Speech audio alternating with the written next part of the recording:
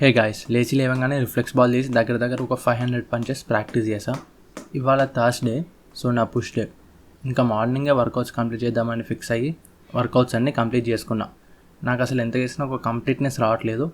అంటే నాకు బేసిక్గా భయం వేస్తుంది, అసలు నా ఫామ్ కరెక్ట్గా ఉందా లేదా అని, లేదంటే నేను చేసే రెప్స్ సరిపోతాయా లేదా అని. ఇలా చాలా ఫియర్స్ అండ్ యాంగ్జైటీస్తో మొత్తానికైతే వర్కౌట్స్ని కంప్లీట్ చేసుకున్నా. ఆల్మోస్ట్ 1 అవర్ పట్టింది ఉన్న లిస్ట్లో వర్కౌట్స్ అన్ని కంప్లీట్ చేయడానికి.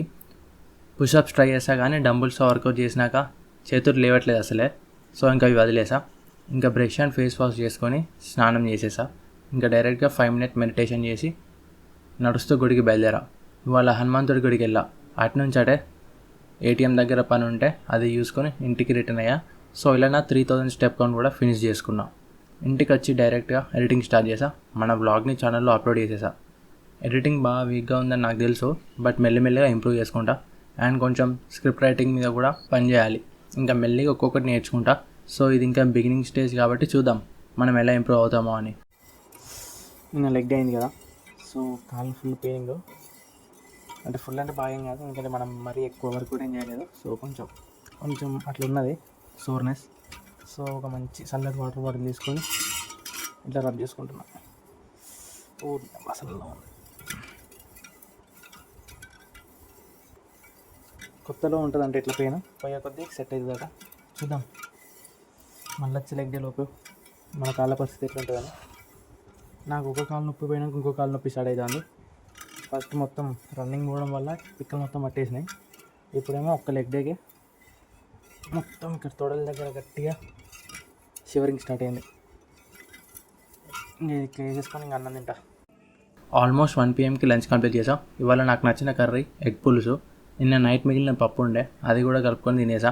అండ్ మమ్మీ ఏదో పొడి చేసి తెచ్చిపెట్టింది, అది కూడా సూపర్ ఉండే. ఇంకా బాగా తినేసా. చాలా రోజుల తర్వాత మంచిగా లంచ్ ఎంజాయ్ చేసా. ఇంకా లంచ్ కంప్లీట్ చేసుకొని బుక్ రీడింగ్ స్టార్ట్ చేసా. నేను చదివే బుక్ వచ్చేసి obstacle is away by Ryan Holiday. ఈ బుక్లో ఇవాళ మన ఎమోషన్స్ మనల్ని ఎలా దారి తప్పిస్తాయో అన్న విషయాన్ని ఆథర్ ఎక్స్ప్లెయిన్ చేస్తాడు. మనం ఎంత సివిలైజ్డ్ అండ్ అడ్వాన్స్డ్గా ఉన్నా మన బ్రెయిన్ మాత్రం ఇంకా రాతి యుగంలో ఉన్నట్టు పనిచేస్తుంది. సో ప్రతి చిన్నదానికి ప్యానిక్ అవుతుంది, కానీ మనం దాన్ని కంట్రోల్లో పెట్టి మన గోల్స్ని రీచ్ అవ్వాలని ఆథర్ చెప్తాడు. మనం ప్యానిక్లో ఉన్నప్పుడు నెక్స్ట్ స్మాల్ స్టెప్ ఏంటి అని ఆలోచించి ఆ స్టెప్ వేయాలి.